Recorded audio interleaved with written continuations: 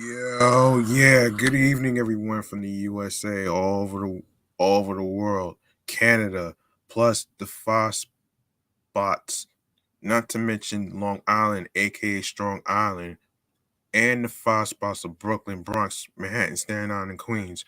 I'm your man G Money Stacks, aka Lonely Nomad, aka the Gregonator, aka the Unstoppable Independent Podcaster, YouTuber, host with the most and rookie podcaster of Queens, New York. And you are now tuning in and rocking with the 112th episode of Off the Meat Rack Chainz New York podcast. And we got a great show for you today. And first and foremost, if you guys are new listeners and YouTube watchers, welcome to the show. We are live and direct from StreamYard and YouTube, and alongside with Instagram Live, which is the Off the Meat Rat Chainz New York um podcast show page, which is what I'm using for the live stream as well. And for the most part, um be sure you turn on your notifications on Instagram as well as YouTube, which is G Money Stacks 555, where you can see all the previous episodes that's out, all the new episodes that's out right now. Make sure you tap the naughty bell so you could be able to know when this podcast goes on the air via live stream. Leave a like and a comment along with the episodes and topics that was discussed. Stay tuned for more video content alongside with the along with the upcoming episodes, previous episodes, and make sure you tell a friend to another friend. Share the episodes, share the videos, and of course, make sure you spread the word to everybody out there. Um, and also, stay tuned for the review of the audio stream platforms on the go, which I will go over at the end of the show. So there it is, though, man. Now, one of my favorite segments that I like to hold on a sec. One of my favorite segments that I want to do right here. I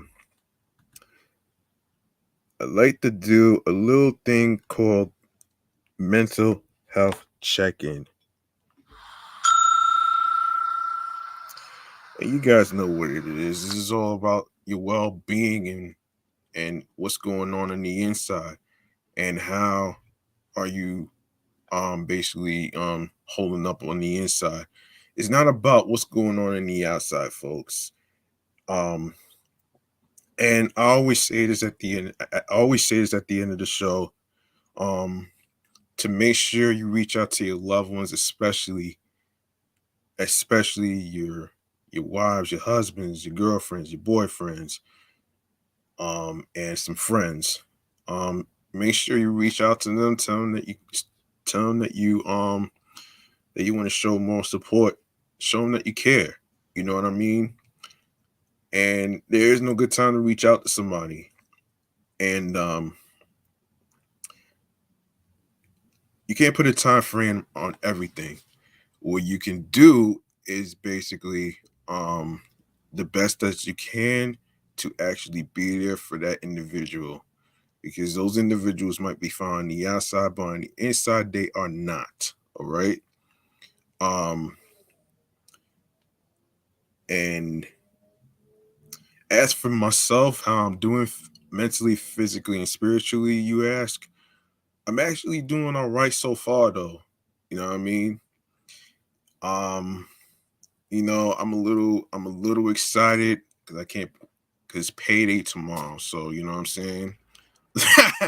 You get the gist, man. You know what I mean?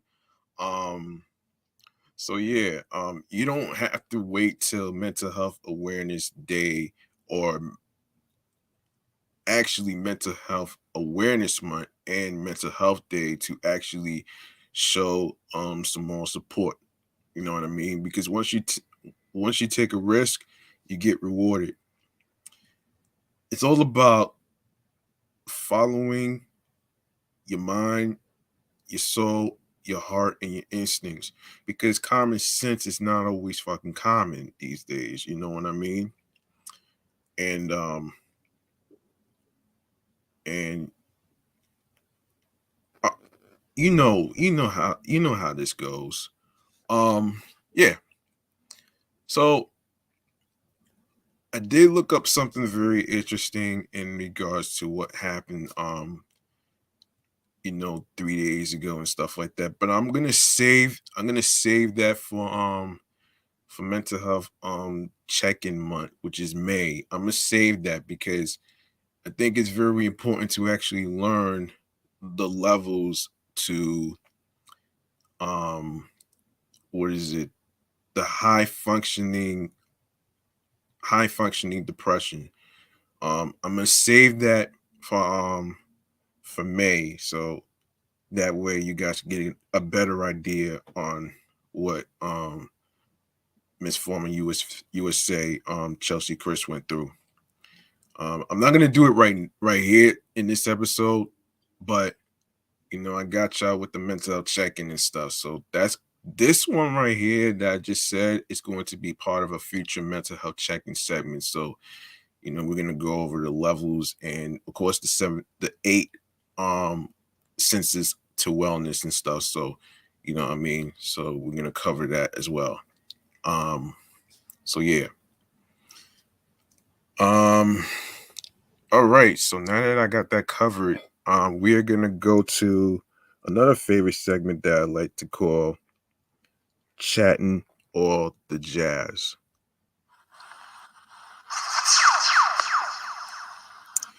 And you guys know what it is. No, actually, yeah. You know what? Hold on. Let's before we even go to chatting on the jazz. Let's go to We're gonna go to something important in transit news. So let's go to we're gonna go to New York Mass Transit Files right here. So let me get a little noise right here. Um let's get a little noise right here. All right. Of course, in transit news, hold on a second. Let me get everything situated here. Hold on, guys. Um, okay. So today's transit news is basically about the ambitious interborough express transit project in Brooklyn, Queens moves forward.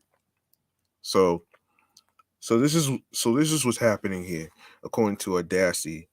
So New York WCBS 880. Okay, plans are moving forward to turn a lightly used freight line in Brooklyn and Queens into the city's newest transit line. Governor Kathy Hochul announced Thursday, which is today. Studies date back decades on turning the line into a new transit link, which would form a semicircle from Bay Ridge, Brooklyn to Jackson Heights. If done as planned, the Interborough Express would connect New Yorkers with 17 subway lines and the Long Island Railroad. Other neighborhoods involved include Sunset Park, Borough Park, Kensington, Midwood, Flatbush, Flatlands, New Lots, Brownsville, East New York, Bushwick, Ridgewood, Middle Village, Maspeth, and Amherst. Um, so this is what the MTA said in their Twitter sphere. So the results are in today, along with Governor Kathy Hochul. We released the results of the Interborough Express feasibility study, and we can move forward with the next phase of this transformative project. Um, so potential connections would include the 2, 3, 4, 7, A, B, C, D, F, J, L, M, N, Q, R, and Z lines on the city's subways. Hochul announced Thursday that a feasibility study is all set and an environmental study comes next. Um, the year-long study indicated that it would feasible for the interborough plan to move forward as it starts. It is it bus rapid transit? Is it light rail? Is it heavy rail? What are the options? We don't have those answers today, but we know we have a path for it, said Hoko. Nearly 90,000 riders would use the line daily, Hoko said. The study also indicated that 7 out of 10 people served by the line would be from communities of color. Um, the governor first teased a revival of the plan at her state of the state address earlier this month. An original plan from transit advocates had included an extension into the Bronx, but that's been left out. A key part of the plan, though, would allow not just mass transit, but freight on the line. The benefits will be to get more trucks and cars off the roads, something that we know if better for our environment, said Hochul. Officials have estimated a construction timeline of 3 to 5 years. Time travel time from end to end of the express would be 40 minutes. Hmm. Well, um, this is actually interesting. Actually, I want to actually, um, I want to look up everybody's reactions to this before I even go into the next topic and stuff. So let's look up everybody's reaction um for interborough express reaction for yeah let's look yeah so we want to actually look let's look at the thing. So not everybody is actually so let's see um let's see just want to get just want to actually see if this is going to be this is probably going to be I don't know. I don't think well I don't know. This is more of a wait and see. This is like a heck of a project that they're coming up with. So, um, as you can see, I'm trying to look up everybody's reactions in one of the articles. I'm not sure exactly how that's gonna really work, but we'll see. Um, yeah, we'll see what happens here, man. Um,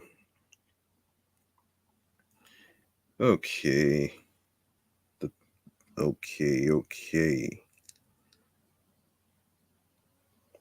Um, oh boy, let's see. Yeah, this is the Interborough Express is pretty interesting. So the part that okay, so the thing that kind of gets everybody is um the people that's left out in the Bronx, part of the past Triborough X proposal from the Regional Plan Association, but infeasible to reach because the existing Hellgate Bridge to Queens is already at capacity, the MTA found.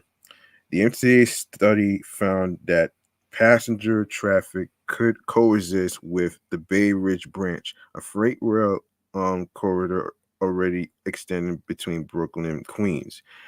Preserving and expanding industrial service on the line is key to realizing a century old proposal to build a cross harbor freight tunnel connecting New York and New Jersey, long championed by Representative Representative Gerald Nadler. Um, a devastating railroad, but that freight project has generated fierce pushback in the past, led by local officials along the broken route. One state Senate Cynthia Felder of Brooklyn has been a vocal opponent for years in his official candidate profile while running for re-election to the city council in 2005.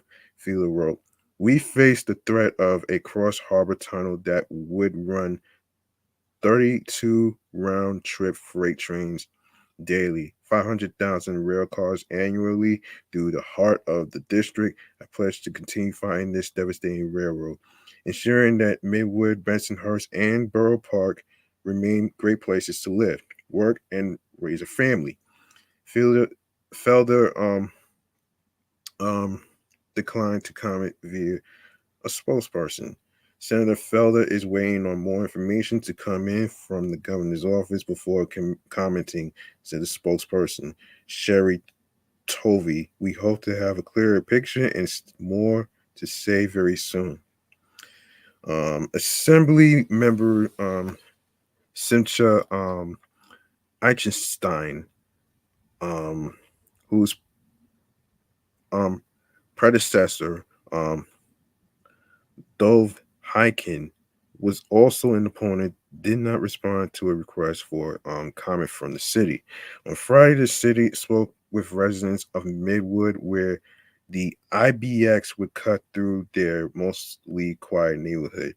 Some said they were unaware of the project. Several declined interviews. One declared all locals were opposed. "We're definitely not excited about that plan," said another woman from her porch. Tarek um, Abdelati, age 40, expressed concerns about potential noise and air pollution, but nevertheless backed the idea of a new transit line cutting through his neighborhood. "It's gonna be amazing if they really succeed to do something like that," he said. Abdelati, who lives with his wife and four children on a dead end block in Midwood, said he'd like to travel to Queens more frequently, but the commute is too um, arduous. "I'm not wasting like 2 hours from my life to just to get there," he said. On Friday afternoon, the city took the Manhattan bound 7 train from 74th Street, Roosevelt Avenue in Jackson Heights, transferred to the Q at Times Square, and arrived at the Avenue J station in Midwood an hour and 16 minutes later. Officials in some past um, bas- bastions of opposition are declaring themselves on board on Hochul's train, at least to follow through with the environmental impact study now commencing, excuse me. In Queens, council member Robin Holden represents transit poor Maspeth and Middle Village, where opposition to the Cross Harbor project was once loud. But he provided a statement in support for Hochul's announcement saying, "We have a public transit desert in my district, and this project could help a lot of people get around and reduce commute times." He allowed for lingering concerns, adding, "We need a thorough study to investigate every aspect of how this project would affect every aspect of our neighborhoods." Assembly member, excuse me, Rod Nessie, um, Bashadi, the influential chair of the Kings County Democratic Party, retweeted Hochul's announcement Thursday night and stated, "We no longer live in a Manhattan-centric city, and I am grateful for this huge infrastructure project, which will service our district, and many others which have long been transportation deserts. Every city should look to New York City as an example.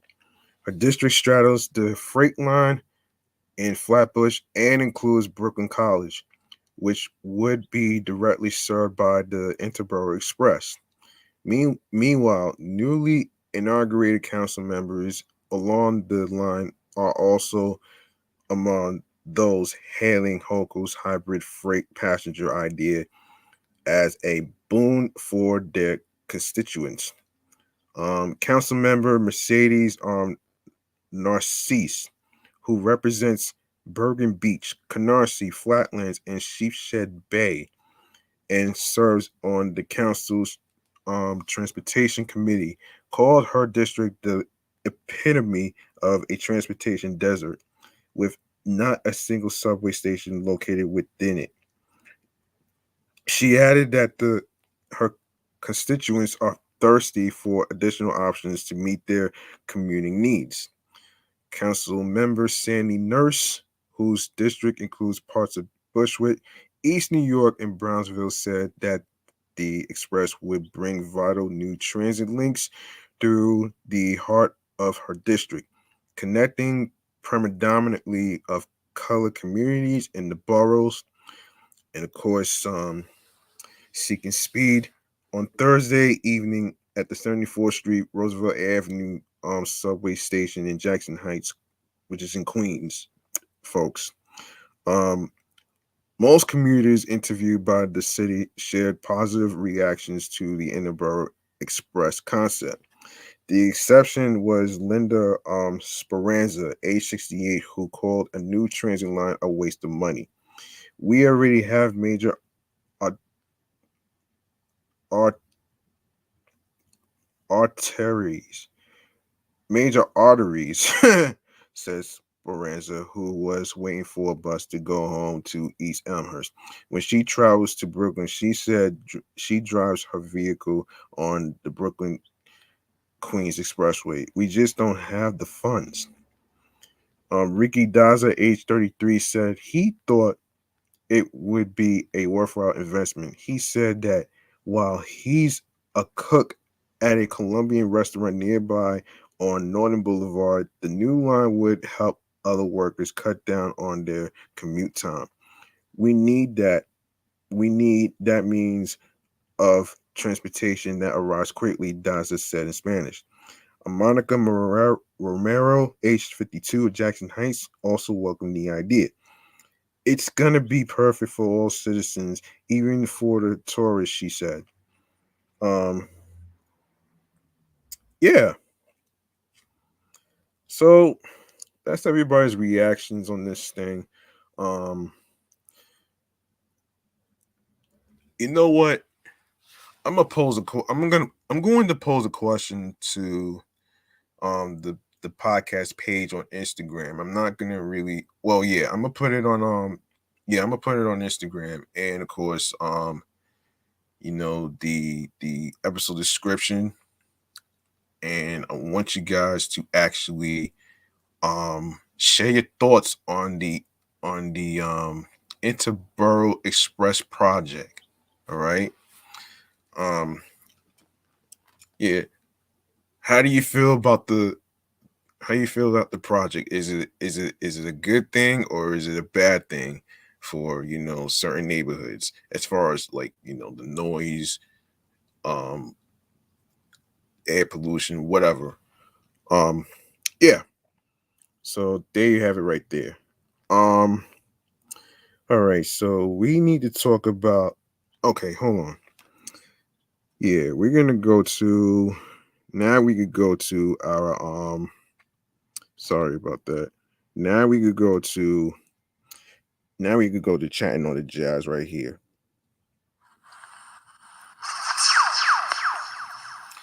And you guys know what it is actually though, man. So our first topic has to do with um okay, two teens right here. All right. So two teens were arrested for the their alleged roles in assaulting a man on a Bronx subway platform, and ultimately causing his rescuer to be hit by an oncoming train. According to police, at 2:40 a.m. on January 1st, a group of individuals approached a 38-year-old man on the southbound BD train platform in the Fordham Road subway station, pulled out a knife, and began to assault the man.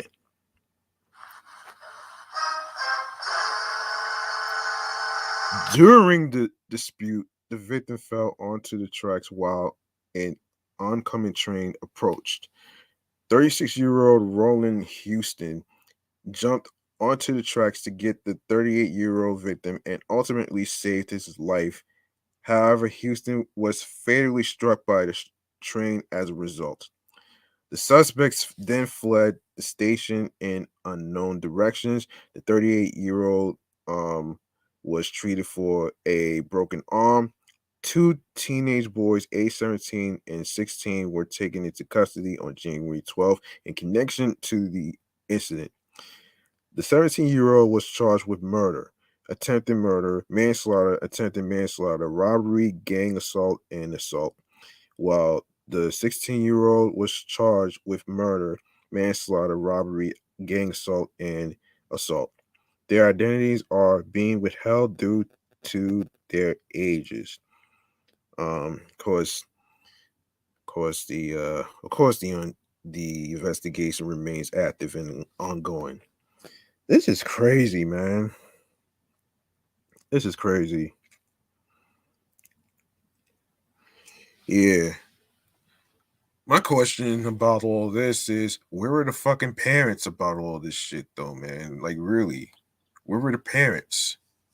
Like, let's be straight here, man. Like, seriously, like, how do you go on not knowing? How do you not know that your sons are actually doing some mischief shit, man? Like, this is nuts, man. Like, come on. Let's be straight here, man. This is crazy. You know what I'm saying? This is very crazy, and I'm not even joking right now, man. Like, how do you live with yourselves knowing you did something very nutty to this poor individual? Oh man. And I feel sorry for the guy who got hit by a train with a broken arm and stuff. That's just crazy right there, man. And speaking of crazy, more crazy news, we have um speaking of crazy news, um we have another crazy incident, and this takes place in Queens. So this is the story. So police need the public's help in finding the violent perpetrator responsible for the Queens subway stabbing earlier this week that left a 36-year-old man critically injured.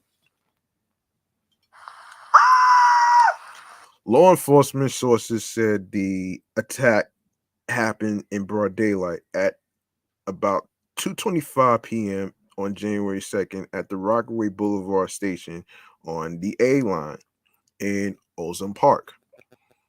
Um, According to authorities, the suspect approached the victim from behind on the Manhattan-bound platform while he waited for an arriving train. Cops said the attacker pulled out an unidentified sharp object and stabbed the victim twice in the right side of his neck, causing the man to fall to the platform floor. Sources familiar with the case said that the assault appeared to be completely unprovoked, as no words were exchanged before the suspect pounced on the victim. Following the attack, police noted the perpetrator bolted out of the station and fled in an unknown direction. Officers from the 116th Precinct and the NYPD Transit District 23 responded to the incident. EMS rushed the victim to Jamaica Hospital, where he was listed in critical but stable condition. On January 5th, the NYPD released an image of the suspect who's pictured holding the sharp object in his right hand. This is nuts, man. This is nuts right here, man. This is ridiculous, man. And you wonder why a lot of people are not comfortable with taking the subway because of all these incidents that's been going on. And I don't blame them because to be honest, with you, I wouldn't even take it either. Like that to me spells not safe, man. Um yeah, speaking of not safe, um let's talk um we got another incident in Queens too. This is another one. Um so a man is in custody after a shooting in Queens left another man dead on Thursday night. According to police, at 9:57 p.m. on January 6th, officers responded to a 911 call regarding a man shot at the intersection of 147th Place and Jamaica Avenue. Um, yeah, upon their arrival, cops found 19-year-old Cristobal Alfredo um, um, Exquire Mejia with a gunshot wound to his chest.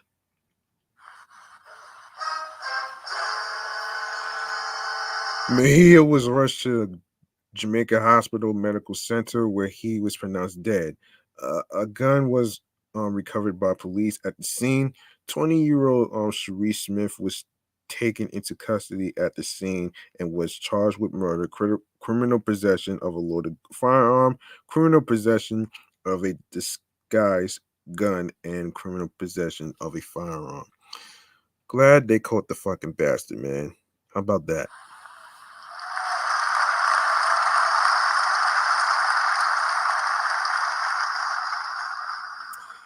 Yeah, yeah. So we're gonna go to our next topic right here. This has to do with Mayor Adams and what he's trying to do here. Um so this is what's going on here, and according to amny.com. So Mayor-elect Adams, no, excuse me, Mayor Eric Adams and Governor Kathy Hochul held their first joint appearance since the former took office Thursday to announce a slate of measures to combat crime in the New York City subways and increase outreach to those experiencing homelessness.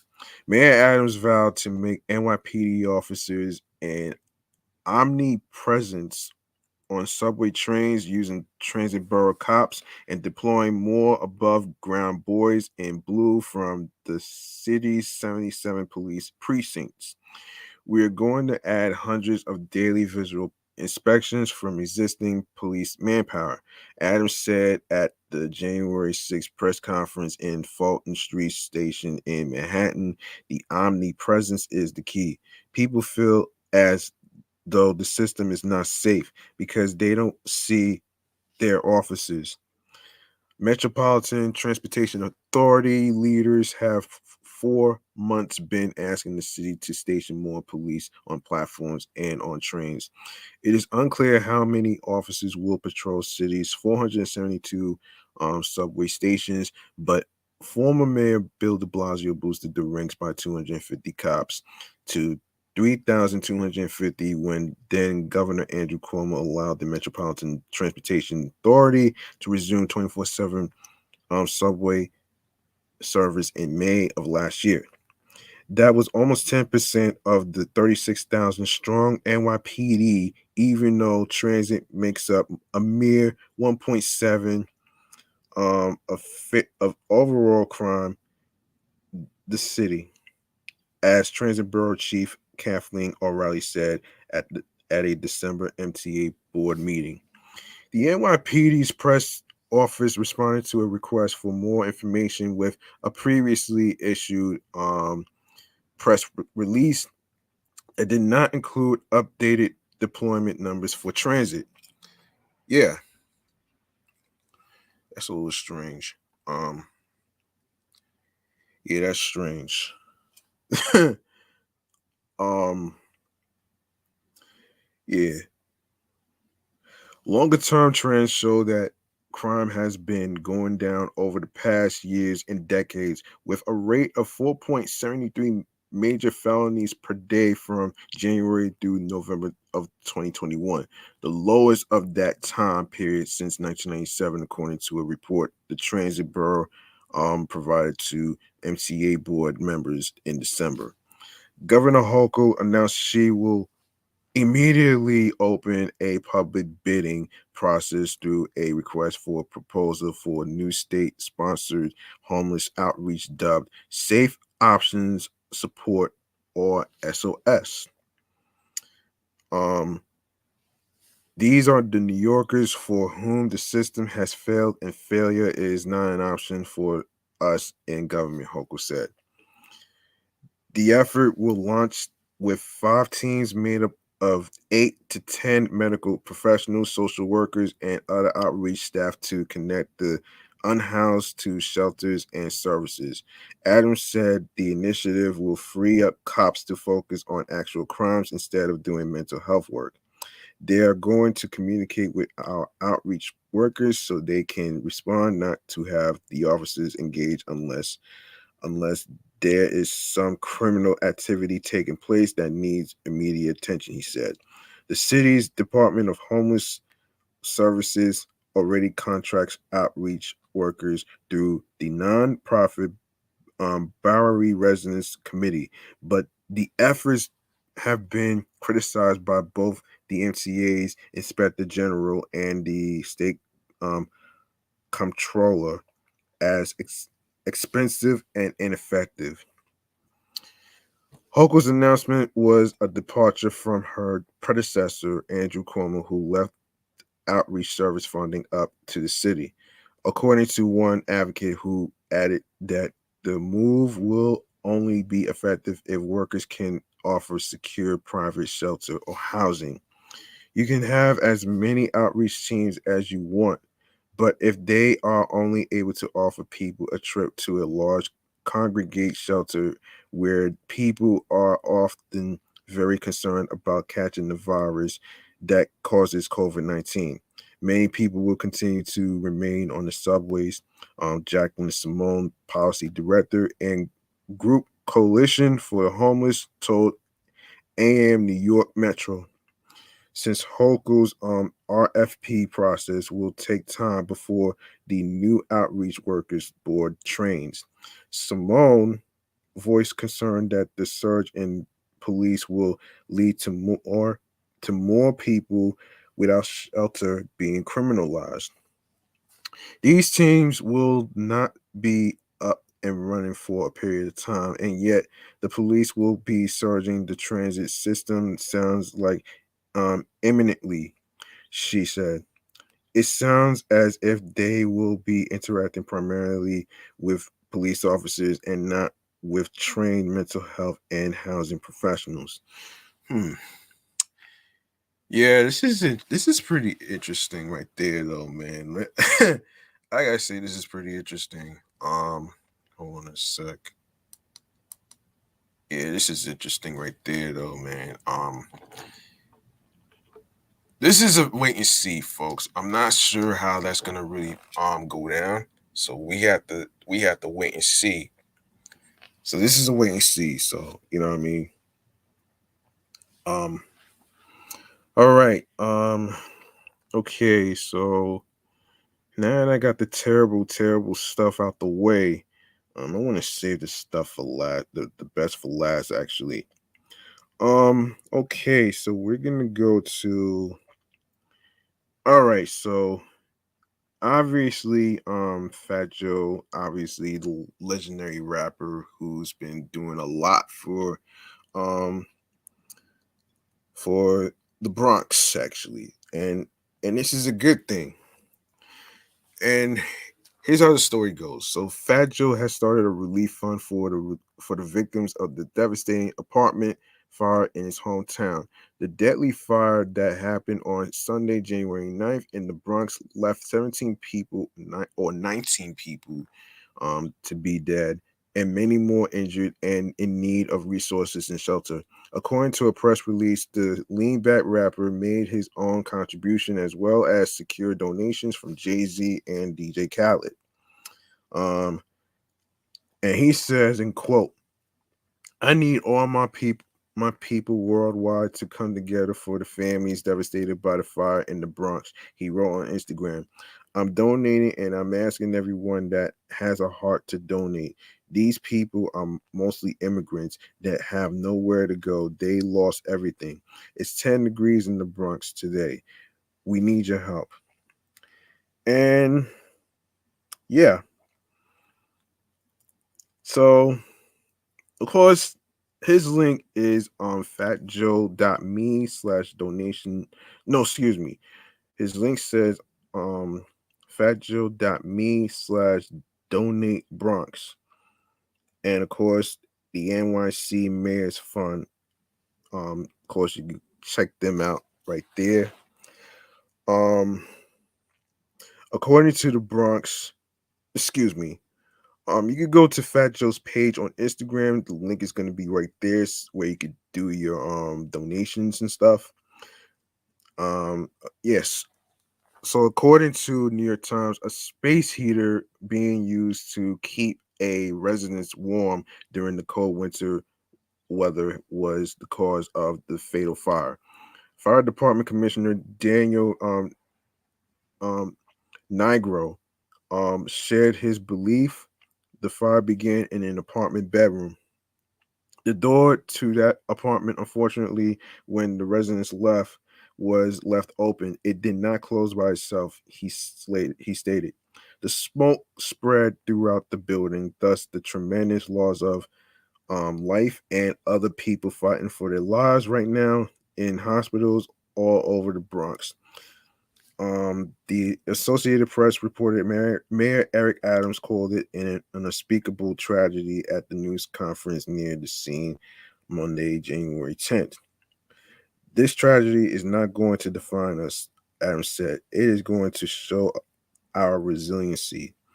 Um, so NYT reported the building was owned by a group of investors, including LIHC Investment Group, Beveron Partners, and Camber Property Group.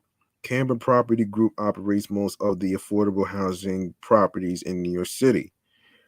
Um, the company's co-founder Rick Gropper, excuse me, was named as a member of Mayor Adams' transition team for housing issues before Mr. Adams took office this month. We are devastated by the unimaginable loss of life caused by this profound tragedy, the property owners said in a statement, according to NYT. We are cooperating fully with the fire department and other city agencies as they investigate its cause, and we are doing all we can to assist our residents. Our thoughts are with the families and friends who lost their lives or were injured, and we are here to support them as we recover from this horrific fire. According to CNN, all 17 victims, um, actually it's 19. Actually, it's 19. Um, yeah, actually it's 19. Victims died from smoke inhalation. Their ages range from a 2-year-old boy to a 50-year-old adult and include two 5-year-old girls and a 6-year-old boy. Tenants and relatives of the victims of the fire have filed a class action lawsuit against the current and previous owner of the building, seeking $2 billion in damages. 22 plaintiffs are represented by attorney Robert Valensky, who expects the number to grow.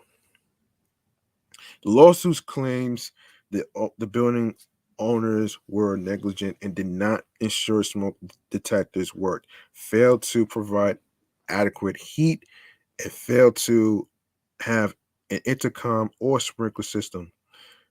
End quote. This was a horrific tragedy, and too many lives were lost. There is an active investigation into this tragic incident.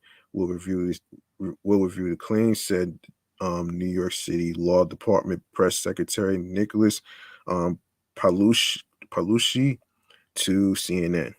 100% of all donations to Fat Joe's Fund will help families and enable the distribution of emergency supplies for those in need.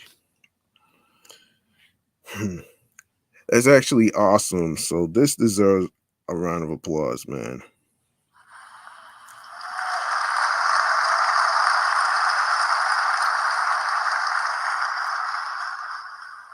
In more Fat Joe news, this has to do with a particular lawsuit that they won in regards to their let's take a look at this. So this is Fat Joe and Remy Ma may have secured a victory in a long-standing lawsuit through the most unusual circumstances. According to Billboard, the Bronx hitmakers won a federal lawsuit on Wednesday, January 5th, clearing them of any wrongdoing concerning the copyright of their 2016 smash single All the Way Up. U.S. District Judge Naomi Reese Buchwald ruled the two had already paid the rapper, suing them years prior for his contributions to the song. The rapper Eric Elliott said he met with Fat Joe at a Miami area IHOP and sold his rights to the song away for $5,000. Wow. Because he felt intimidated by Joe's street reputation, and Joe told him he would receive more compensation at a later date. Elliott would later file suit in 2019, naming Joe and Remy French Montana and producers Infrared. Elliott's retrospective frustrations at the amount of money notwithstanding, there is no dispute that Elliott signed the contract assigning his rights to the song while simultaneously receiving the $5,000 check from Fat Joe in exchange, Buchwald wrote in her ruling.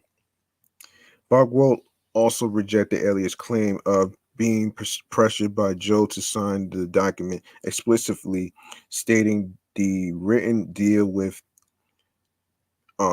excuse me written deal between the two was the only one which mattered in the eyes of the court.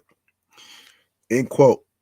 Try as he might, Elliott cannot avoid the clear and plain language of the contract that no additional compensation will be due to Elliott, the judge wrote.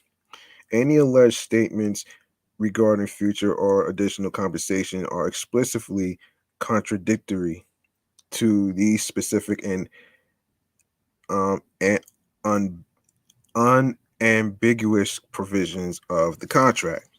The song peaked at number 27 on the Billboard Hot 100 chart and became a top 10 hit for Joe and Remy on the R&B hip hop charts. Revisit the single below. Yeah, that's actually good that they won that lawsuit. You know what I mean? And Eric Elliott needs to have several receipts.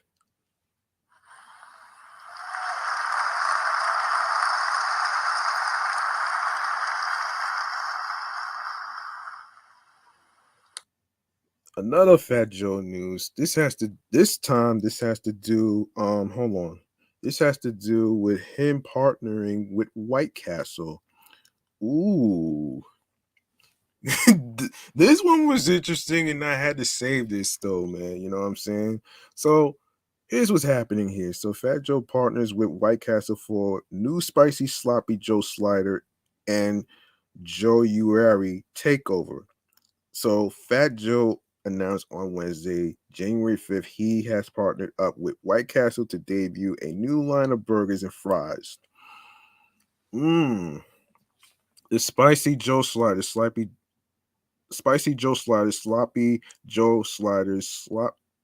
smoky Joe sliders, and sloppy fries are all part of the Bronx rappers Joe rollout for the White Castle brand. This sounds delicious, though. By the way, folks.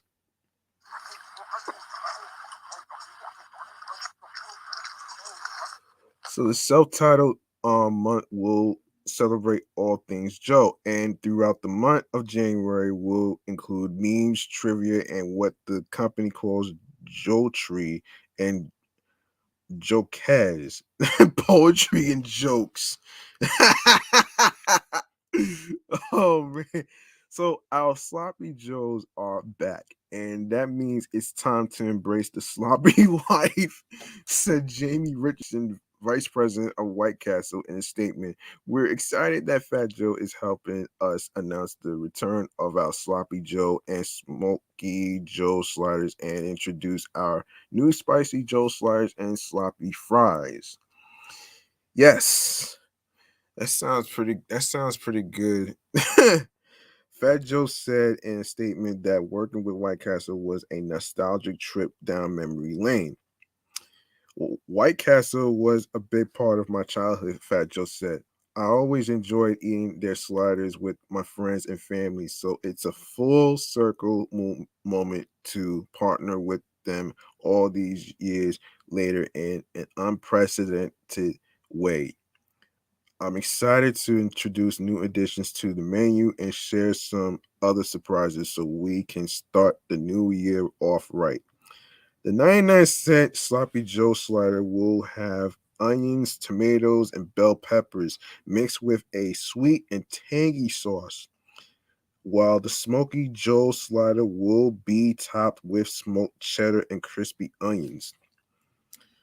Aside from this huge collaboration, Fat Joe sat down for an interview with Big U's Check Checking In podcast in December. Not sure what that is, but I'll look it up later in December. Where he took credit for ending the vicious East Coast West Coast beef that plagued hip hop in the late 90s, early 2000s. Mac 10 was Ice Cube's guy, right? So me and Mac 10 hit it off, and he was like, "Yo, man, I fuck with you, Fat Joe. Everything I hear about you, this and that," Joe said. And I'm like, "Yo, I fuck with you of y'all. Fuck with all of y'all too." He was like, "Yo, man, let's show them that an East Coast and West Coast could do something positive. Let's work together." And we shot the movie Thicker Than Water out in LA. Um from there, he said tensions really started to die down. From there, he that showed people that New York and LA could work together, and we became a bond, and we was doing videos together and working.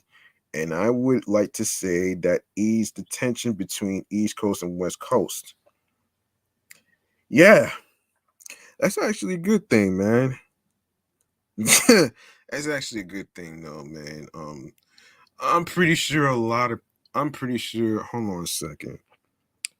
Let me just put myself on this. Yeah, I'm pretty sure a lot of people would actually enjoy the new stuff that he came out with, White Castle, and I have to say this is pretty interesting because um for me, I would actually try those actually someday. You know what I'm saying? Um, and I'm pretty sure many people will enjoy the food. You know what I mean? It would be interesting. It would be very interesting to see how that goes. So we'll see what happens from there. Um yeah. So he's doing some good deeds, man. And that's actually a good thing.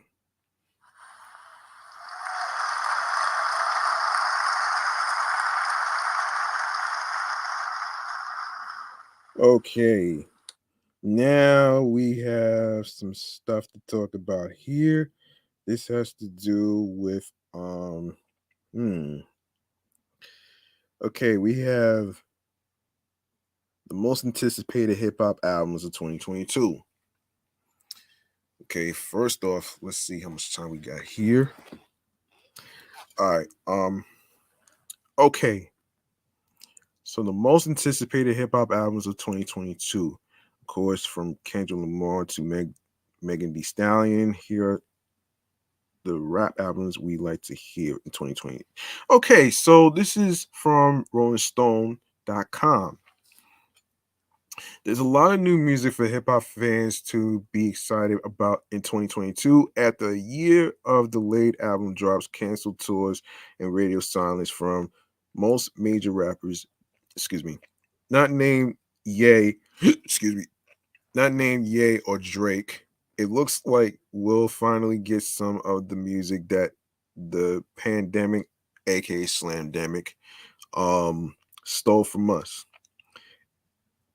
And if the festival and tour announcements for the summer are any indication, things are sure to get interesting. From Kendrick Lamar to Megan Thee Stallion and maybe even Kanye West, 2022 is shaping up to be a year full of surprises from some of rap's biggest names. Of course, the world is a bizarre place these days, and anything could happen. But for for the sake of optimism, here are some of our most anticipated rap albums for 2022. So, number 11, Megan Thee Stallion. Um, is there anything Megan Thee Stallion can't do? She spent the majority of 2021 focusing on her studies. Oh yeah. She also just got her college degree, but made sure to drop the appropriate title, something for the hotties, to make sure her fans were fed.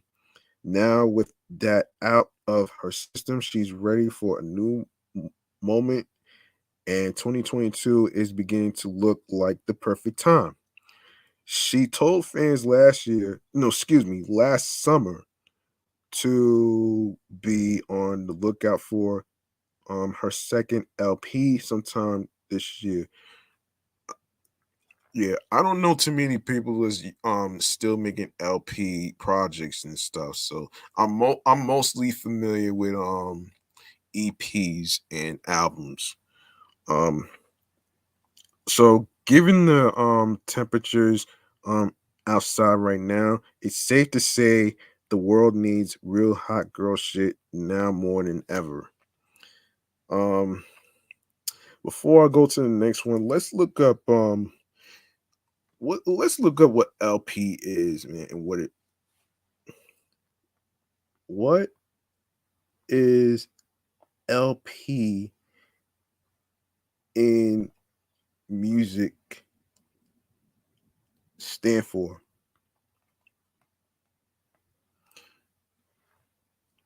Because I know EP stands for extended play. LP stands for long play. So let's get to this. So LP stands for long play. These are longer than EPs, originally needing two vinyl per release until the 33 um 33 one third RPM 12-inch record was released. LPs can have 20 songs on each release, and the definitions can vary depending on who you ask.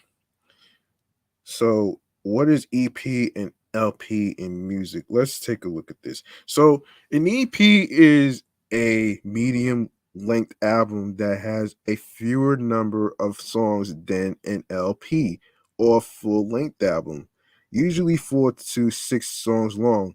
The difference between EP and LP is that an LP is long playing and generally has more than 8 tracks, whereas above an EP has 4 to 6 tracks. Hmm. Now, so is vinyl and EP the same? So LP means long play, which refers to a full length record. Vinyl is a word used now interchangeably with record or album. So, how long would an EP be? Um, okay, so basically, wait a second here. Wait a second here. So, LP record, media type, audio playback capacity, originally 23 minutes per side, later increased by several minutes, much longer possible with very low signal level, read mechanism, micro groove stylus, maximum tip radius 0.001 in or 25. Um, and dimensions 12-inch, 30 centimeters, 10-inch, 25 centimeters, 90 to 240, 3.2 and 8.5 ounces. Huh. Okay, this is interesting. This is very interesting, though. Why do LPs sound better than CDs? I'll do a future episode on that one later, and later. And as far as the EP, let me see. Now it's just straight up interesting though to actually know the difference between those two. So I wanted to fill you guys in on what the EP and the LP stands for, because I don't know. Like I said before, I don't know too many people that still buy LP projects in terms of music, but I know most people will buy EPs and albums, um, and sometimes mixtapes. But an LP, I'm not too sure. You would have to find out for yourself on how many people, how many music artists are still doing LPs these days. So there you have it. Now we get to continue where we left off here. This has to do hold on a second, folks. Yes. So number 10 was Drake. If I'm not mistaken. Yeah, number 10 was Drake. If I'm not mistaken here. Yeah, number 10 was Drake. Um, okay, Drake, here we go. For all of Drake's elusive mystique, he's pretty consistent, which isn't to say that he's gotten predictable. It's still anyone's guess what the next iteration of Drake might sound like, but you can count on him not keeping quiet for too long in 2022, if only because it's poised to be such an active year. Drake isn't one to miss out on the fun. So there's a good chance we'll get a mixtape playlist or some other repackaging of Lucy's. Not Lucy's. Whoa, not Lucy's, man. Not Lucy's, man. I'm not recommending anybody putting Lucy's in that shit though, man. Don't fucking do that, man. No, no. Yeah, don't put no damn Lucy's, man. Yeah, it's crazy, man. So yeah, Lucy's. Wait, Lucy's. Man. Yeah, Lucy's. A time honored tradition in the Drake release cycle. What better time than now for more life too? Number 9, Mona Leo. I don't know who she is, but we're gonna get into this. Houston rapper Mona Leo came into 2021 with a bang, but the infectious flip of the H-Town anthem knocking pitches off the wall by Young Star on the rapper's debut single Beating Down Your Block was more than a one-hit wonder, though it sure was a hit. Mona Leo would follow up with Suck It Up and the witty and self-empowering We Not Humping. we yo, we're not. Oh man, we're not humping. That's funny. Hold on a second, folks. Let me adjust this headset. Oh my god. Oh, we're not humping. Oh my god. Okay. Establishing herself as a resonant and gifted MC with a knack for musicality. Her debut EP is slated for release in the spring and is sure to be the anthem of whatever this year has in store. Um, I might, I might check out the EP in the spring when it comes out though by Mona Leo for my other show, Meticulous Vibe Juice podcast review show. So um, I'm gonna put a note on that as well. Number 8, Freddie Gibbs. Just talked about him and Gunna with the ground beef episode. So, oh man. All right, so here we go. Freddie Gibbs is having fun with it at this point.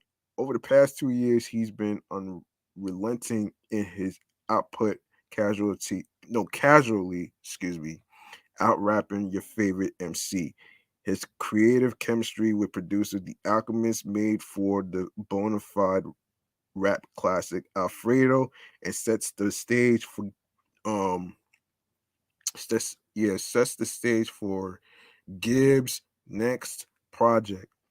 While the rapper hasn't confirmed any details about new music, and despite an ongoing internet scuffle with Gunna that I just discussed in the 111th episode Ground Beef. You guys are more welcome to listen to that episode as well. So, you know what I mean? And a new Gibbs album would be a welcome dose of maturity in a rap landscape that could certainly use it. You're getting too fucking old for this fucking ground beef, man. So just get your shit together, man. Okay, number 7, Jack Harlow. Okay, what does one do after they are popping? Future says whatever you want. Louisville, Kentucky's Jack Harlow took heed. The rapper behind What's Poppin' and Tyler Harrow managed to sidestep, meme down, and lay down groundwork for what will likely be a formidable career. Harlow's infectious flow and disarmingly affable appearance um made him, hold on a second, he's a staunch acolyte of the humble New Balance sneaker, made him one of the rap's more unlikely heroes. You could maybe think of him as the genre's Pete Davidson, aka Pistol Pete. Like Michael Rappaport would actually say.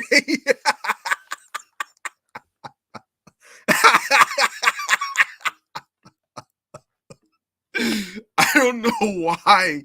I don't know why Michael Rappaport called him Pistol Pete. He's not carrying a pistol, man.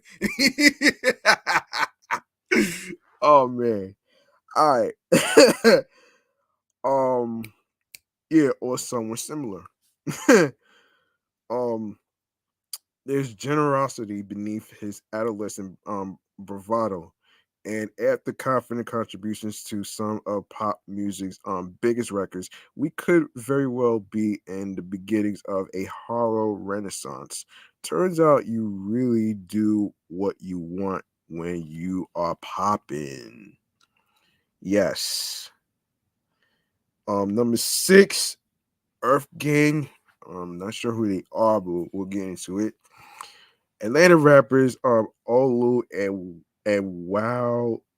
um Wow GR8 have been collaborating together for some time under the name Earth Gang. They've offered up their one of a kind energy to to everyone from Billie Eilish to Mac Miller and J. Cole. And while you can certainly hear motives r- reminiscent of Outkast from the Atlanta rap weirdos, Earth Gang's spaced out brand of Southern charm is as experimental as it is present. They have a way of imbuing the textures of today's hip hop with just the right amount of freaky. Ghetto guys. Oh shit. the follow up the follow up to the 2019 debut, Maryland, is sure to kick us all into another dimension. Oh man. Number five, Earl Sweatshirt. Um, Earl Sweatshirt is a time traveler. Go back and watch the music video for his debut single Earl. The then 16-year-old wordsmith conducts an experiment of rap agility, um, contorting impossible phrases into another as if he was trying to remember a password, all the while downing a concoction of teenage delirium to take the edge off. In the decade that followed, Earl unlocked enough for us to decipher for at least another 10 years. Dense with texture and feeling, his work grew defiantly experimental without veering into self-indulgence. On his new album, Sick, he's found a way to translate his vision to us in real time. Number four, Little Uzi Vert, the fucking idiot who actually put a fucking diamond on his fucking forehead. I'm pretty sure everybody remembers that shit. Oh man. I'm pretty sure everybody remembers that shit though, man. Oh man. So in just a few years, Lil Uzi Vert dropped a long-awaited album and a follow-up project with Future, all while setting trends in jewelry and modeling for brands like Marc Jacobs. He's also quietly racked up a slate of features that might suggest new music is on the way. Back in 2020, following the release of Eternal a Take, Uzi alluded to a mixtape possibility titled Pink Tape during one of his many Instagram live sessions. He's subtly teased the project ever since, adding and deleting clues to various parts of his profile. And even apparently dyeing his hair pink. I don't know why. Um Still, this is Little Uzi Vert, so it's anyone's guess what it all means. A new album in 2022 certainly wouldn't hurt. Um, okay, number three. The one person I'm not looking forward to is Kanye West, man. Um, yeah, I'm not looking forward to his fucking album. Is it a yay world? And we're just living in it. Even after last year's marathon performance project of a Donda rollout, Kanye still keeps us hooked on his every move. From his beef with Drake, collaborations with Gap and Balenciaga, high profile divorce from Kim Kardashian, to his equally high profile second date with actress Julia Fox. For those of you who may not know who Julia Fox is, she's the actress that was in the Adam Sandler movie Uncut Gems. And if you guys haven't seen Uncut Gems, I suggest you go check that out as well. And it's just a whole bunch of people that's in there too. So go check that out. Yes.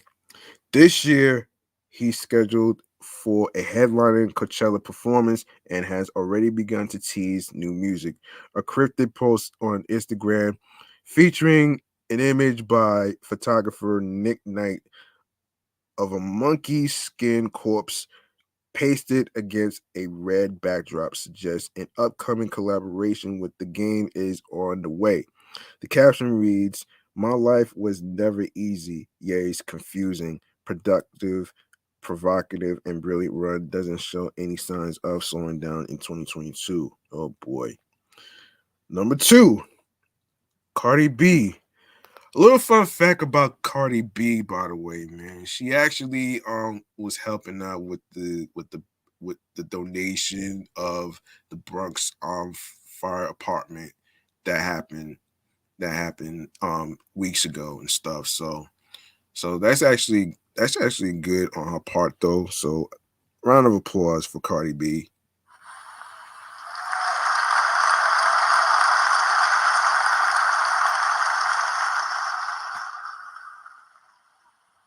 Yeah, speaking of Cardi B, of course, early on the pandemic, aka the slamdemic, um, Cardi B was one of the few artists that were able to make people want to have fun, like on the mega hit WAP, of course, where that's pussy, of course, which came with the added bonus of causing conservative weirdos to tell on themselves. The rapper has been busy in the past year, though decidedly quieter, other than the admittedly excellent Big Paper from DJ Khaled. We didn't hear much from Cardi B in 2021. She's even took to Instagram Live in December to talk to fans directly about needing to make space for herself. It's been a lot trying to balance out my new motherfucking life, she said. I'm in a lot of positions and that requires a lot of my time. Yet still, even with motherhood, business, and life on her plate, Cardi seems like she might be ready for another victory lap. On top of that, I gotta put out this album next year. She continued. Um, we're certainly grateful. And last but not least, number one, Kendrick Lamar.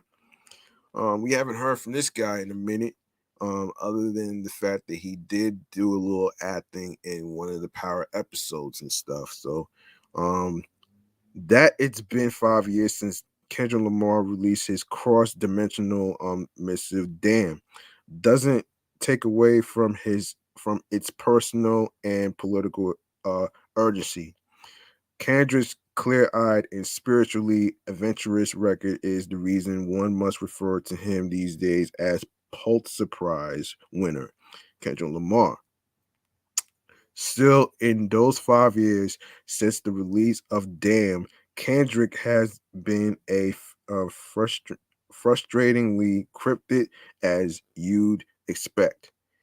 He recently announced that his next record will be his last with the story label TDE, where he's been his entire career. Now, after making Top of the Morning a catchphrase in 2021 on Baby Keem's Range Brothers, not to mention his upcoming Super Bowl halftime performance, it seems like 2022 might be the year Kendrick graces us briefly with his presence. Chances are it'll make for a lasting impression. Oh man, Man, hold on. You know, it's interesting that Kendrick Lamar is part of Super Bowl 56 performance, along with Dr. Dre, along with Mary J. Blige, Eminem, and Snoop Dogg, which actually takes place in Los Angeles. Which I actually talked about it in my sports podcast. What is it? What is it? This past Sunday, and I'm really looking forward to the performances and stuff, man. It'll be interesting to see what's going on here. It'll be very interesting to see. So it's February 13th. That's the Super Bowl 56. All right. Pretty soon I am going to actually go over the Super Bowl commercial ads. I am going to go over the 2021 and 2022 commercial ads, since I didn't get a chance to do it last year in episode 16. So, you know what I'm saying? So stay tuned for that in a episode. So there you go right there.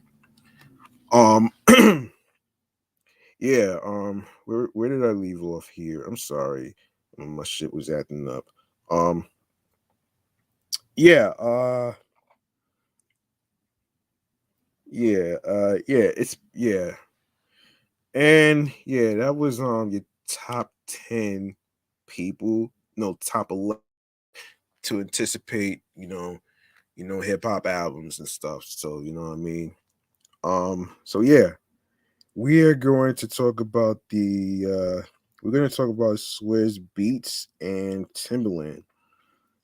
Um yeah, the first story, like I heard about this, but I didn't get a chance to add that to the description. But I wanted to actually include that in there. I think it's kind of like, let's let's get into what's going on here. Um, let's see.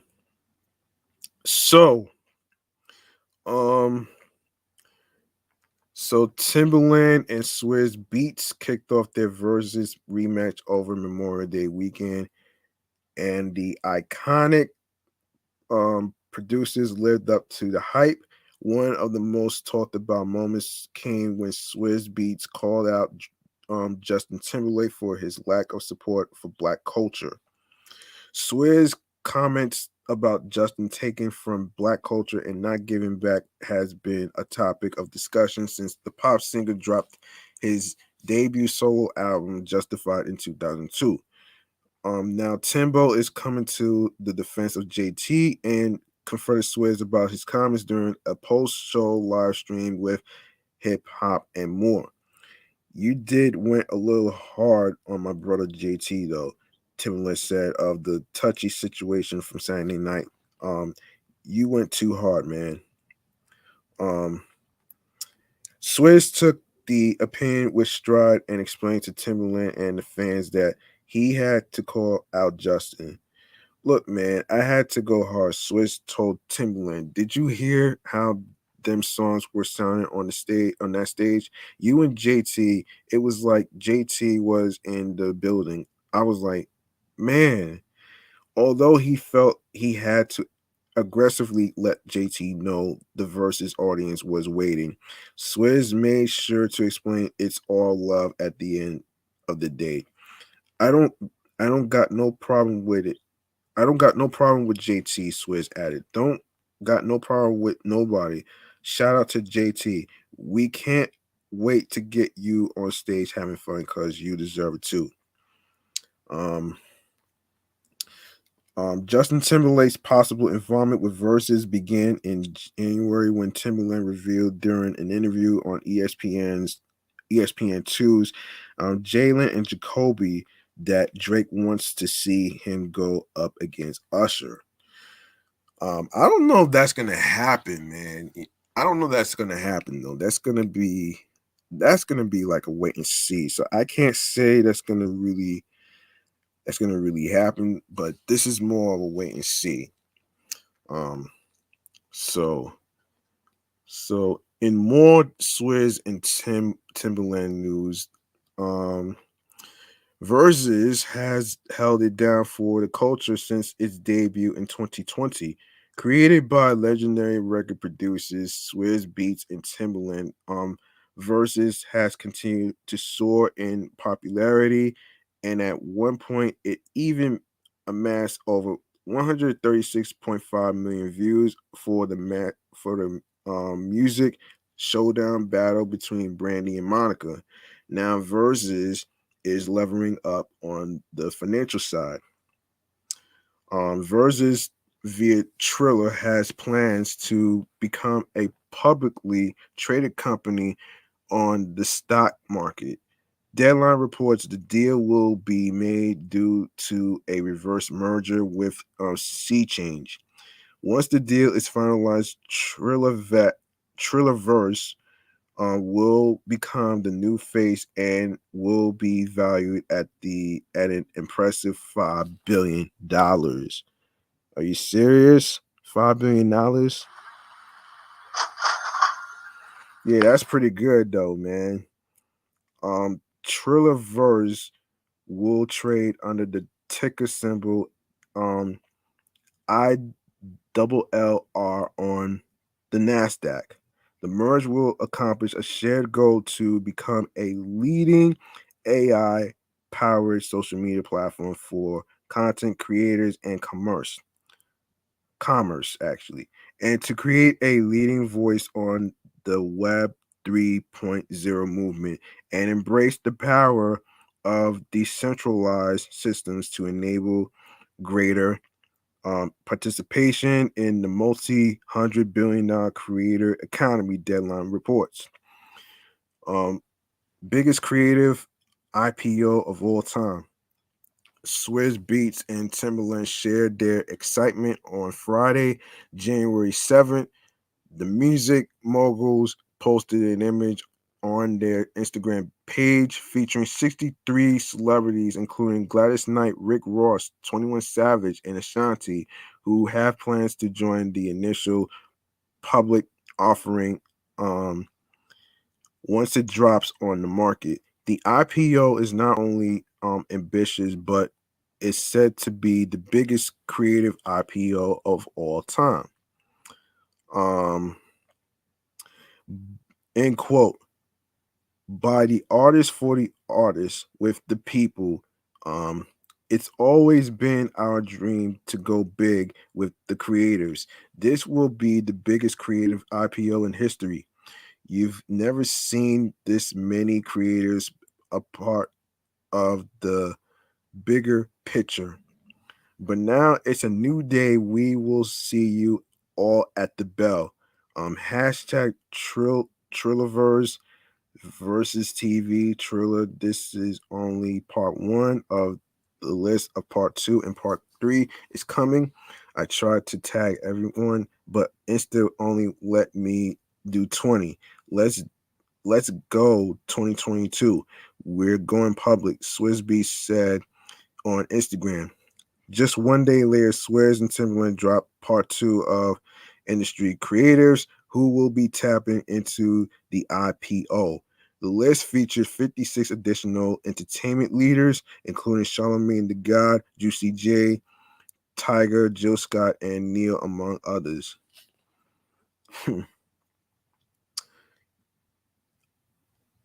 Part two of the creative owners, names in hashtag Trilliverse. Let's make let's make some history. Let's go ring the bell. The biggest creative public offering in history by the artists for the artists with the people. List three coming soon. Timbaland wrote on Instagram.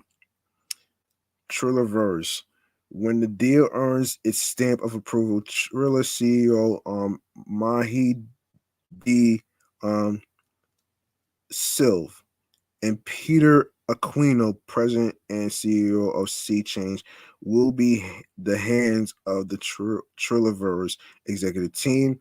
Revolt TV reports. Yeah, this should be interesting right there, man. This should be interesting right there for entertainment purposes, though, man.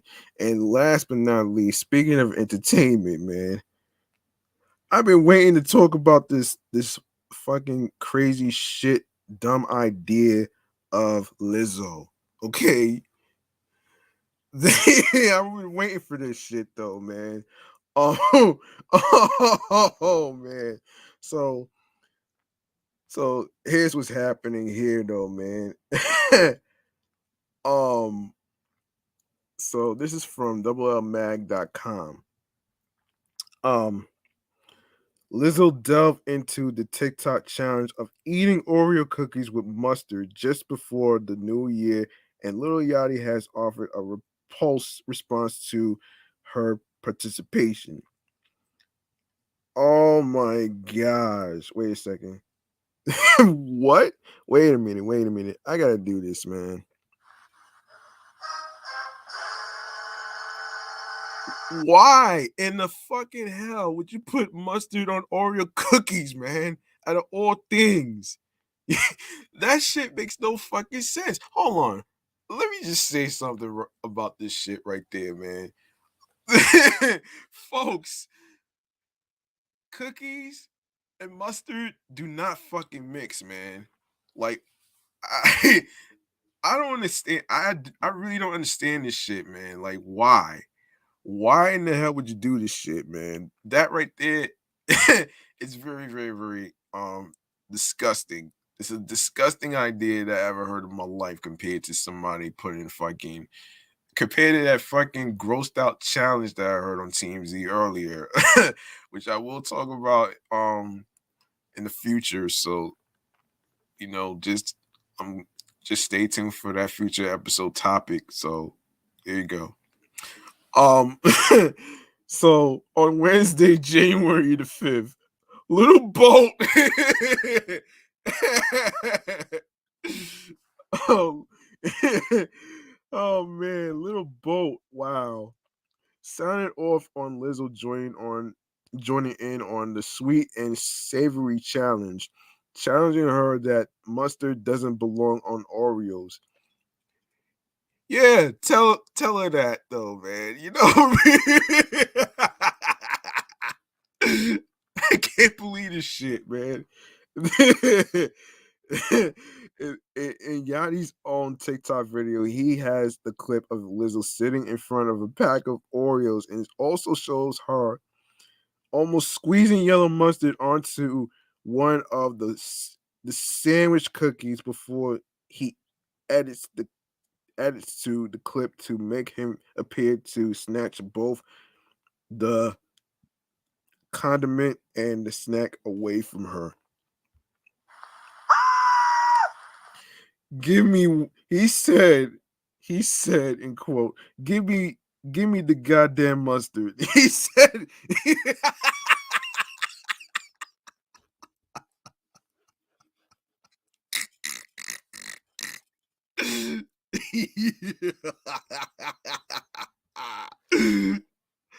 I can't believe this shit, man. Oh man. This don't go on them. After sequestering it, after after sequestering the Oreos, Lil Yachty added, "You are dead wrong." Yeah. After a few days after Christmas, the Truth Hurts artist posted a video online of herself eating an Oreo with a fair amount of mustard on it. After doing a taste test, she puts the mustard on the center of the cookie on the vanilla cream portion and appeared to somewhat enjoy the taste despite being perplexed by it. I'm sorry, man, but that shit sounds like a bad idea, man. Yo, imagine her going to the fucking bathroom and taking a shit on the damn potty, man.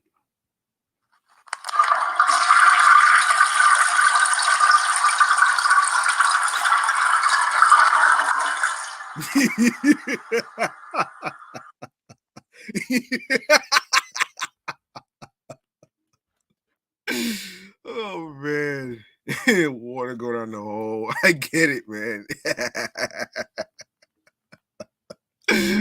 Oh man. Oh my goodness. So Lizzo captioned the post, TikTok made me try mustard and Oreos. Hold on, hold on, hold on, hold on, hold on, hold on, hold on, hold on. Am I reading this right?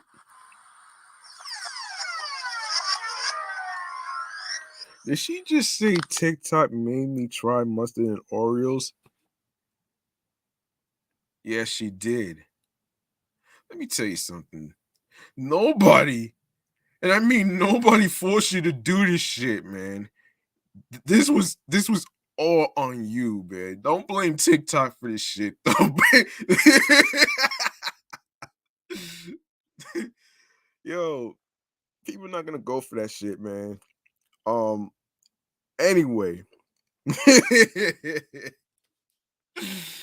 Oh man. Hold on. That's really crazy right there, man. Oh man. So nobody, nah, man. And I'm not recommending anybody tries this shit. That is the most disgusting, ridiculous shit that I ever heard, man. Like, you gotta be a fucking idiot to do some shit like that, man. Oh man. So so the Houston native doesn't shy away from a challenge because shortly after trying out Oreo cookies with mustard, she got on the ranch dressing on spaghetti wave. Ranch dressing on spaghetti? Really? Really? Really though? Like, Come on, man. that's really, really fucking ridiculously disgusting. Um, in a separate video, Lizzo poured vegan ranch dressing, chili flakes, roasted Parmesan powder, and habanero sauce on her spaghetti. Oh Lord. Oh Lord.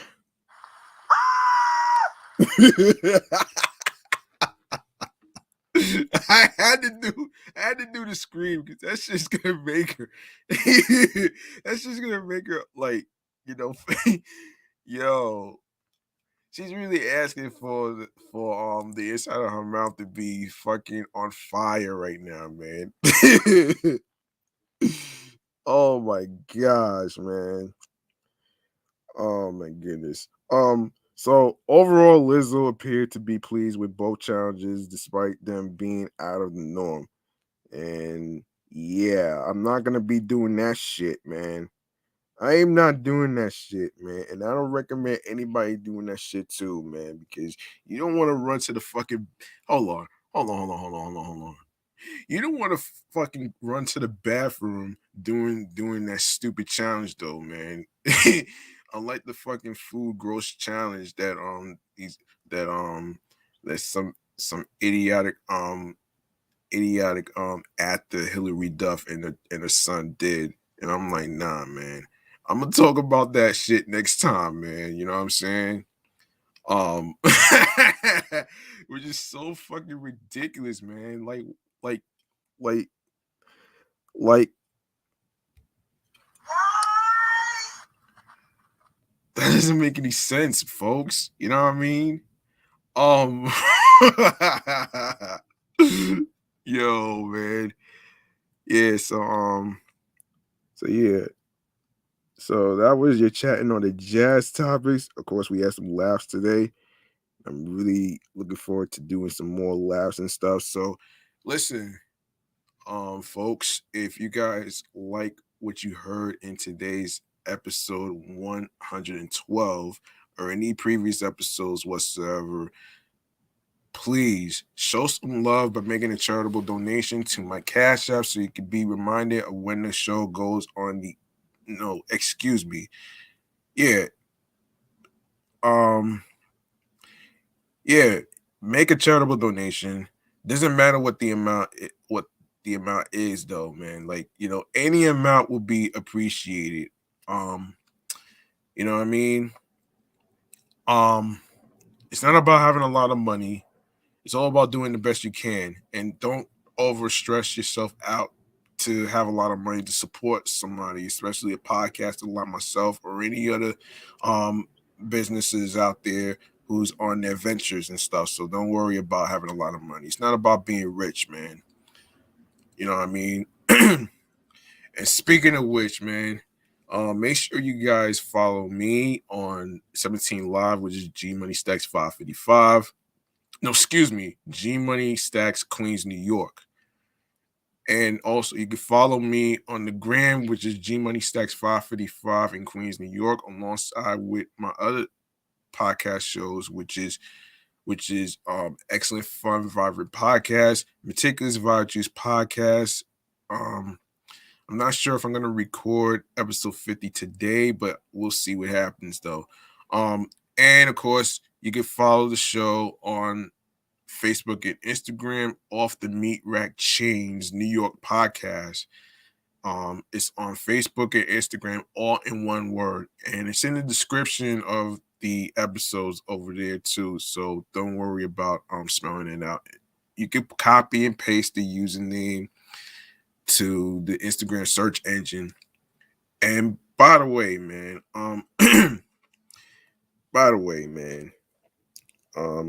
shall we get to the next segment right here in terms of hold on a second, folks. Before I get into anything, let me make sure that all right, here we go. Now, the main segment that I'm going to go over is if you don't mind, I want to actually pull up stream choices on the go. And you guys know what that shit is, man. This is all about, going over the audio streaming platforms and of course where people could listen to the episodes and stuff. So if you are on either page like G Money Stacks 555 in Queens, New York, or the show's page, Off the Meat Rack Chainz New York Podcast, that's what NY stands for, New York. So you know what I mean? You're gonna see a link that says Linktree/G Money Stacks 555. When you click on there, it's going to give you a whole list of audio streaming platforms, which includes Anchor, Audible, Audacity, Audio Burst, Amazon Music, Breaker, Castbox FM, Deezer, Listen Notes, recently added Moon FM Podcast, Player FM, Pocket Cast, Podbay, Podfriend, Podopolo, Podorama, Podcast Index, Podcast Addict, Podchaser, Reason FM, Spotify. Don't forget to give a 5-star rating on Podchaser and alongside with Podfriend and Spotify. So, you know what I mean? So don't you worry about that one right there. We are on Stitcher, TuneIn Radio, Google Podcasts, and don't forget to listen to Off the Meat Rack Chainz New York Podcast for previous and new episodes on Mondays, Wednesdays, and Fridays. All right. iHeartRadio is the #1 app for music, radio, and podcasts. And last but not least, the YouTube. You go on the YouTube and grab the subscribe button on G Money Stacks 555, which is the YouTube channel where all the episodes. Tap the noti bell and make sure you are leaving a like and a comment with the episodes and the topics. Stay tuned for more video content, upcoming episodes, previous episodes that'll be automatically uploaded and posted to the YouTube channel page. Download your favorite episodes, share the episodes, share the videos from YouTube, and tell a friend to another friend, spread the word, and of course, make sure you share the podcast along with the link that says linktree/gmoneystacks555 with your friends, and catch up on the previous episodes and the new episodes that just came out. All right. Now we're gonna go to another another thing that I want to do. Actually, hold on. We're gonna go to another thing that I want to do actually. So this one right here, hold on a second, folks. Give me 1 second to look for this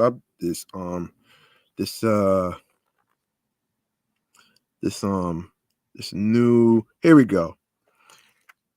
Of course, you want to make sure you give some. I'm pretty sure everybody is ready. Y'all ready for some podcast game, right? So this is called podcast free game mechanisms. In this segment right here, which is the last segment of the show right here, this is about giving you guys some free game for those of you who have a dream of being a podcaster and would like to create a podcast like I'm doing right now. Please feel free to actually get some key components that are very important for you to start a podcast. So here we go. First and foremost, you need headphones. You also need a microphone. You don't necessarily have to buy anything too expensive. It doesn't have to be anything too pricey and too expensive. It could be anything simple like a Yeti microphone. It could be the Avoxcon A100 that I'm using right now, which I bought from Target. You can find that in the Target website. You can find it. You can find microphones in Best Buy. Another way you can find microphones is through Walmart. All right. So yeah, that's the 3 places that I could actually recommend you guys to actually look for microphones and stuff. Because Sam Ash is pretty expensive, especially when it comes to soundboards of sound effects that I couldn't get because I figured recording the sound effects on my phone would be more interesting, you know what I'm saying? So yeah, and another key component that's important is you need a laptop or a computer. Either one to actually help you with your live streams on YouTube and stuff like that. So you're gonna need those important components right there. Now this is where I segue to the software that I'm using, which is supportive of my YouTube channel and the other channels that I'm using, which is called StreamYard. Now, StreamYard is a software that I use for 3 podcast show recordings of the episodes on a weekly basis. It allows you to create banners in terms of talking points, the name of the show, like you see right here on your YouTube screen right here, and of course the social media handles where you can actually follow me and the show and stuff like that. I'm actually going to change that. Just give me a sec. Just give me a second. And yes, it has a thank you message right there. So you know what I mean. Um, it also allows you to create your own brand. You know what I'm saying? And when you create your account for StreamYard, all you need to do is type in your email address or the show's email address on there.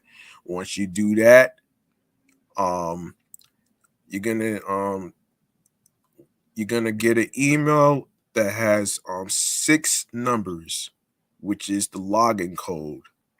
All right. Once you type in the login code, you will be set to go.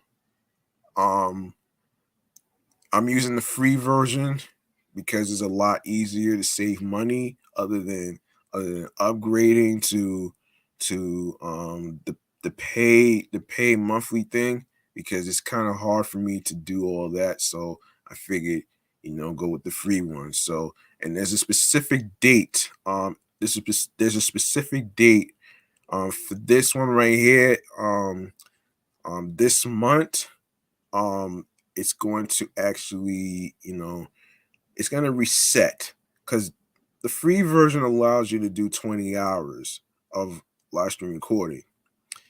um the other one is, it allows more, but I don't plan on doing more than 20 hours and stuff like that. So um other than that, um that's basically StreamYard and the possible features and stuff. So yeah, there you go right there, man. And also another feature that I've been using, which helped me gather 2 guests on this show right here, actually in episode 109. I'm pretty sure many people probably checked out episode 109 when I had 2 women, one from California and the other one from Florida. So you know what I'm saying. So make sure you guys check that out right there. Um, also, also, yeah, like I said, it allows you to send links to your friends, especially contacts of phone numbers, email addresses, and of course, Instagram handles. You know what I'm saying? Of course, I don't know about, because I don't use Twitter. You know what I'm saying? I don't use Twitter, so you know what I mean. So I'm just more of an Instagram person more than a Twitter person. So you know what I mean. Um, so yeah. Um, so yeah. Another thing, as you know, new rookie podcasters out there, if you are creating a name of the show, right? You want it to represent you, right? You could come up with something that nobody has ever heard before. Me, for example, when I started in November 2020, November 11th, 2020, which already has been the 1 year anniversary already. When I created Off the Meat Rack Chainz New York podcast, I had to explain to them, the people that's listening, that it is a combination of Off the Meat Rack and Off the Chain. Because a lot of people been asking me that shit. So you know what I mean? So I was like, and I had to explain the meaning behind it. You know what I mean? So yeah. Even though some people might not understand the story and the vision and the ideas behind myself, but there's gonna be those that's not gonna understand the story behind the show podcast, and there's gonna be a few people that will understand. So you don't gotta worry about the fucking garbage burgers from the Hatermobile who actually try to ruin your week or your day. You know what I'm saying? Um, you want to picture them not only as ground beef, but you want to picture them as desserts that you eat all the time, like your pound cakes, your cheesecakes, your cookies, whatever you want to call them, though, man. You want to eat them up like this.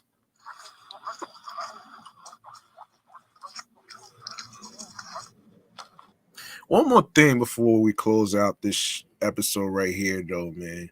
Um, Podcasting is not about pleasing the people that's listening and watching. It's all about what you think about the topics, um with your thoughts and talks, opinions and facts. All right. So I don't want anybody to get overwhelmed in terms of trying to please people that are listening and watching, because that's not what this is about, though. It's about you. You matter. You know what I mean? Only you can make yourself happy, because nobody can do it for you. Um you matter mentally, physically, and spiritually. Okay? Um I want you to know that whatever you're going through, whether it's dark times with dark energy, dark clouds hanging over your head, the burden, or anything like that, I want you guys out there, especially those who is struggling with mental health and stuff like that, to, you know, take a self-care, you know, you know, remind yourself that you matter. You want to make sure you take time to meditate. You can write in a journal, which actually helps too. Also, also, you want to make sure that sometimes you try to reach out to people the best way to your best ability. You know what I'm saying? So that's basically it for this episode right here. Um, this has been a fun, interesting episode, even though in the beginning it started off with a little bit of terrible news, but tend to tend to have humor, which is comedy. We all need comedy and it's an entertainment sometimes, though, man, to get away from the fucking bullshit, dirty politics, man. This is why this platform right here is not about politics, man. You know what I mean? And this is very therapeutic to me, and I'm pretty sure it's very therapeutic to everybody out there that's on a major all-time struggle with their mental health, though. So please be kind to one another. Make sure you don't do any harmful shit, like, having suicidal thoughts. You know what I mean? And I say that because it has to do with what went down in when I was you know carrying the heaviness of the story of what happened with former Miss USA in 111. You know what I'm saying? Um and I will dive into the high functioning depression in the mental health check-in month of May. I'm gonna have some guests with me at that time, so maybe we could learn all about this, though. Although we're still gonna have some funny stories to talk about too. Don't get it twisted. It's not gonna be a one or two episodes about mental health, though, which is important. But it's gonna be a mixture of seriousness and funny stories. You know what I'm saying? And that's the reason why I like particular stories, especially those that's very intriguing. Because number one, there's certain stories that I find intriguing and I find funny, which I find interesting, because nobody wants to fucking talk about politics and racism all day long. I don't want to do that, man, because it's fucking emotionally exhausting. You know what I'm saying? So that's why I'm keeping politics out of this shit, though, man. You know what I mean?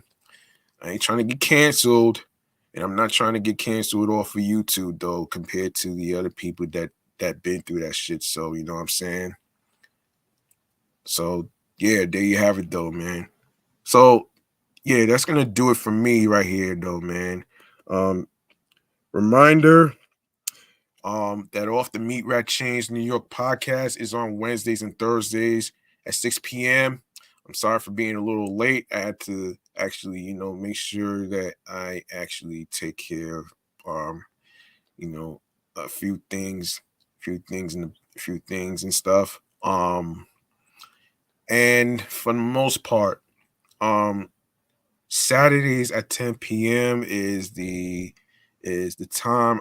I'm thinking about switching it to maybe 8 o'clock. I'm not too sure yet, but it depends on how I feel though. But although I have to make sure that I sell in from work. So you know what I'm saying? That's why I picked 10 o'clock. So it's a lot easier for me to energize myself. You know what I'm saying? Um Sundays, which is my sports show, which is Excellent Fun Vibrant Podcast, which is the sports edition show. It's on Sundays at 6. Meticulous Vibe Juice Podcast review show is on Mondays, Tuesdays at 6 p.m. and Thursdays at 9.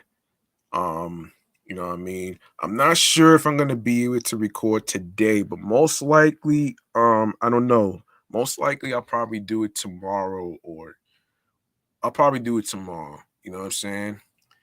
I wanted to get episode 112 out the way, so you know what I mean, just to basically, make sure I didn't miss out on anything.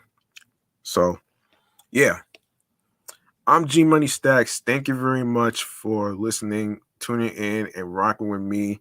And thank you to the 62 subscribers. Thank you for the over 3,000 views so far. And of course, um, shout outs to the people who listen from all over the world outside the United States of America. And especially Canada, the USA, um, Long Island, aka Strong Island, um, the 5 spots of Brooklyn, Bronx, Manhattan, Staten Island, Queens, New York. I appreciate you tuning in on a weekly basis. And